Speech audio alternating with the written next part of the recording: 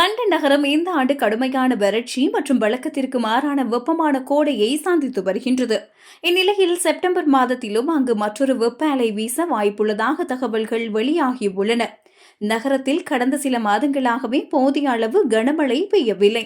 London வாசிகள் வெப்பத்திலிருந்து தற்காலிக நிவாரணம் பெற அவ்வப்போது சிறு தூறல்கள் மட்டுமே கை கொடுத்துள்ளன. வறட்சியும் தொடர்கின்றன. இந்த வாரம் வெப்பநிலை 21 முதல் 23 பாகை செல்சியஸாக குறையும் என எதிர்பார்க்கப்பட்டாலும் கோடையின் இறுதி பகுதியில் மீண்டும் வெப்பம் அதிகரிக்கக்கூடும் என்று வானிலை ஆய்வாளர்கள் எச்சரித்துள்ளனர். ஆகஸ்ட் மாதம் 30ஆம் திகதி முதல் செப்டம்பர் மாதம் 13ஆம் திகதி வரையிலான நீண்டகால வானிலை முன்னறிவிப்பின்படி குறிப்பாக தெற்கு பகுதிகளில் பருவ காலத்திற்கு பிந்தைய வெப்ப அலைகள் உருவாக வாய்ப்புள்ளது. லண்டனில் இந்த கோடையில் ஏற்கனவே 5 வெப்ப அலைகள் பதிவாகியுள்ளன.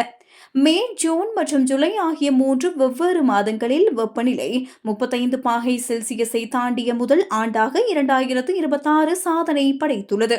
இதற்கிடையே மேற்கு லண்டனில் உள்ள கியூ கார்டன்ஸில் கடந்த வியாழக்கிழமை வெப்பநிலை 38.1 பாகை செல்சியஸை எட்டியது. இதுவே இந்த ஆண்டின் இதுவரை பதிவான மிக அதிகபட்ச வெப்பமாகும். தீவிர வெப்பம் மீண்டும் திரும்புவதற்கு முன்பு இந்த வாரம் வானிலையில் குறிப்பிடத்தக்க மாற்றம் ஏற்படும் என எதிர்பார்க்கப்படுகின்றது. வறண்டு கிடக்கும் நிலப்பரப்பில் பலத்த மழை பெய்யக்கூடும் என்பதால் வெள்ள அபாயமும் ஏற்பட்டுள்ளது. இந்த வாரம் வரவிருக்கும் மழை வறண்ட நிலப்பரப்புக்கு சற்று ஆறுதலாக இருக்கும் என்றாலும் இயல்பு நிலைக்கு திரும்ப பல வாரங்கள் ஆகும் என்று நிபுணர்கள் எச்சரித்துள்ளனர்.